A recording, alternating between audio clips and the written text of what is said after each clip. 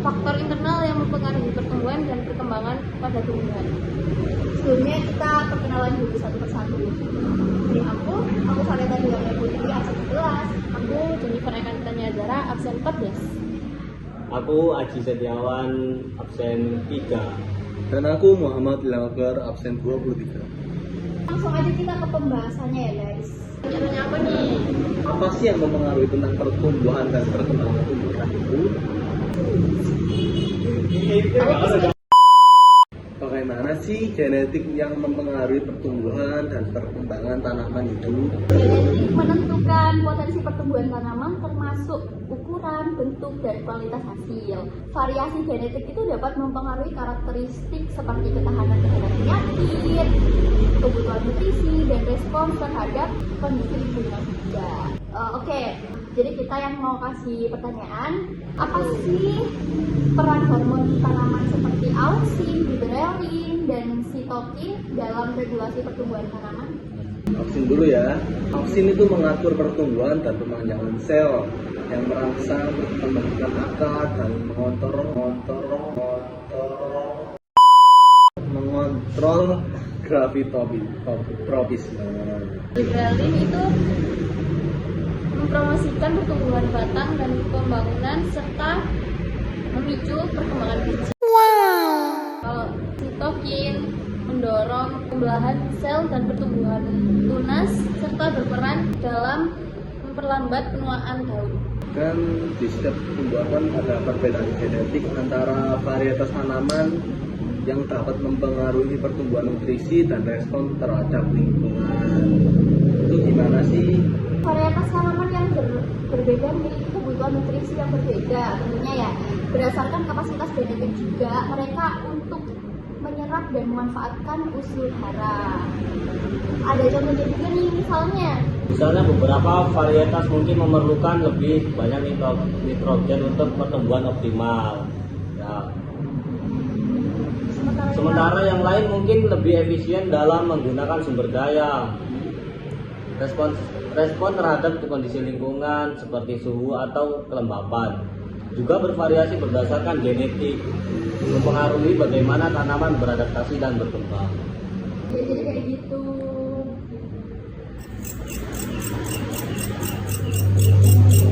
Komplikasi lagi sih. Ya, saya ingin bertanya, apa sih yang dimaksud dengan sinkronisasi hormon dalam tanaman dan bagaimana hal ini mempengaruhi proses pertumbuhan seperti pembungaan atau buah? Nah, prosesnya kayak gimana tuh? Oh, sinkronisasi hormon ya. Sinkronisasi hormon itu merujuk pada kayak keseimbangan, koordinasi antar berbagai hormon fisiologis secara efektif. Kayak misalnya yang tadi tuh auksin dan sitokin bekerjasama untuk merangsang pembentukan tunas dan perkembangan. Sementara kayak giberellin membantu dalam perkembangan buah.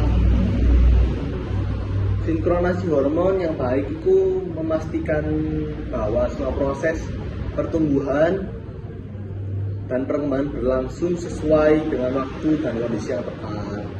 Bagaimana sih peran asam abisat dalam mengatur stres lingkungan dan respons tanaman terhadap lingkungan terhadap lingkungan yang kekeringan atau salinitas? Oke, aku jawab nih. Asam absisat ya, atau juga yang biasa disebut ABA, itu hormon tanaman yang berperan penting dalam respons terhadap stres lingkungan seperti kekeringan atau salinitas. ABA juga membantu tanaman beradaptasi dengan menginduksi penutupan stomata untuk mengurangi kehilangan air, memperlambat pertumbuhan, dan memicu mekanisme pertahanannya. Tuh, mungkin ada tambahan Mas Aji? Ini memungkinkan tanaman untuk bertahan dalam kondisi stres dengan mengatur proses fisiologi secara efektif. Jadi kayak gitu buat mengatur stres pada lingkungan. Cara ABA.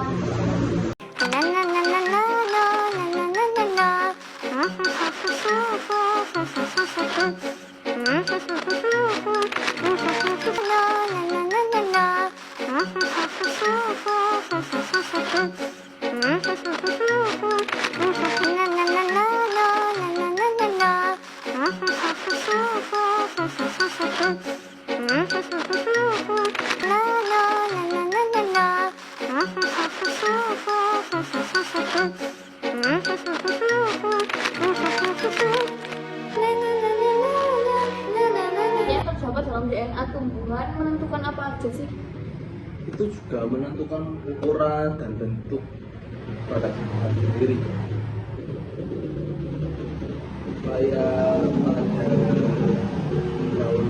Kayak pada daun kelor, mangga, dan beban lainnya atau tumbuhan itu juga menentukan ukuran dan bentuk. Ya. Hormon giberellin itu berperan sebagai apa sih di tumbuhan itu? Oh, giberellin ya. Giberellin itu berperan untuk pemanjangan sel, pengaturan pertumbuhan tanaman. Itu. Ya, mungkin sekian dari kelompok kami dari podcast ya. Sekian dari podcast kami yang telah Podcast apa? Podcast dulu. yang telah bekerja keras. Keras itu aja ya. Mungkin itu aja yang perlu kita bahas ya. Ya sudah mungkin ya. Cukuplah. Terima kasih. See you next time.